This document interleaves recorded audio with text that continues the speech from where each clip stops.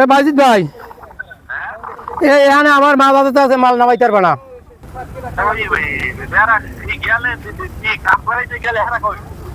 হেরা তো আছে, উঠাও হারা কা উঠাও আর এক দলে কা উঠাইতে পারবে না।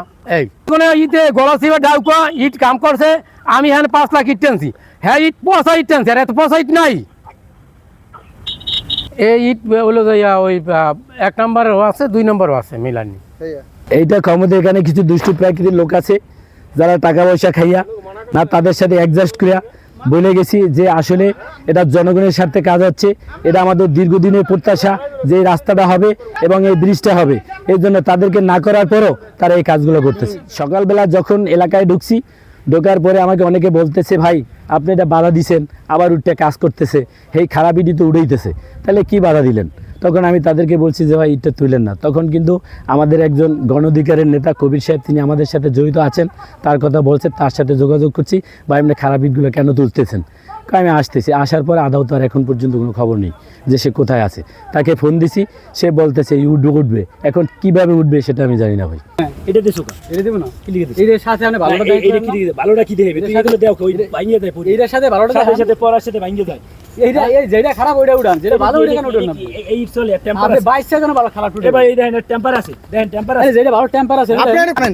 আর এই দেখেন এইটা ভালো, এটা ভালো, এটা ভালো না? হ্যাঁ আচ্ছা ভালো না, ঠিক আছে। এগুলো কি হ্যাঁ ভালো কি ভালো ভালো ইট টেস্ট কি হবে? ইট টেস্ট জানো এগুলো কি শিখাবে না টুডাই। আমাদের কবির ভাই বলছে, মামুন ভাই বলছে এখানে কাজ চলবে না, আমরা গণ অধিকার বলছি আমাদের খারাপ ইট দিয়ে কোনো কাজ চলবে না। আবার কবির ভাই এইসব বলতেছে আপনারা ইট উঠবেন, কারণ আমরা পড়ছে কোন জ্বালা, আমরা তো মনে করেন ফ্যাটকে দিকে মানুষ, আমরা তো জ্বালাই পড়ছি।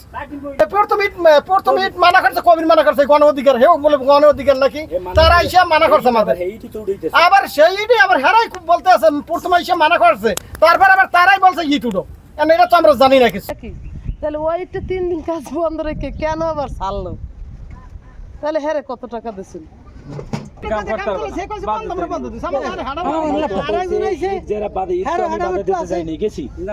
যে বাধা দিয়েছে ইটটা খারাপ, ওই ইটটা চেঞ্জ করে দেবে, নিয়ম তো এটা। তাই খারাপ ইটটা বাধা দেওয়ার পরে 2 দিন বন্ধ থাকার পরে এই খারাপ ইটটা উঠলো কেন? 2 দিন লেখা। আমার প্রশ্ন হচ্ছে এইটা, আমি জানি বাধা দিতে আসি আর সারা দেশে এনে সরাসরি করে দিয়েছে যে গণ অধিকার পরিষদের টাকা খাইয়া তারা এই কাজ করছে। আর যে লোক এনে বাধা দিচ্ছে গণ অধিকার পরিষদ কেউ না, তাহলে কেন দলের বদনাম ছড়াইতেছে, কেন দলকে বিকৃত করতেছে? এইটা মানে কি? এক দলে টাকা খাইয়া সারা গেছে, এখন আমি তো স্থানীয়, ইট রাস্তায় চলবে না। টাকা খাইছে কারা? হ্যাঁ খাইছে মানে এই গণ অধিকার দল বাধা দিয়ে গেছে না, ওই এটা ওই কবিরা। কয়টা খাইছে আমি কইতেই না, কি দেশে কইতেই না।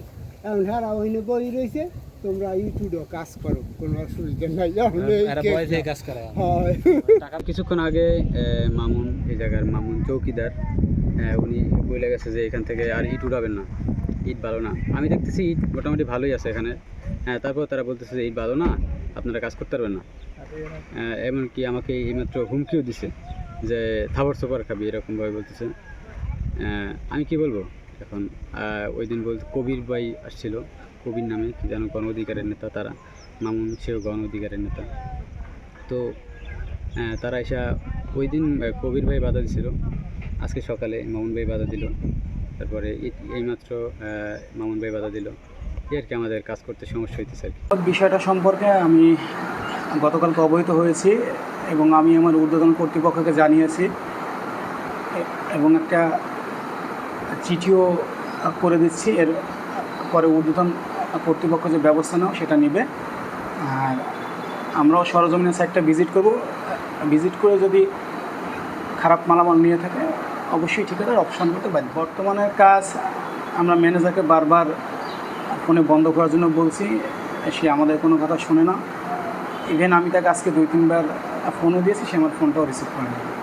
এখন ঊর্ধ্বতন কর্তৃপক্ষকে আমরা অবহিত করেছি, ঊর্ধ্বতন কর্তৃপক্ষ যে সিদ্ধান্ত নেবে সেইভাবে আমরা আগাবো।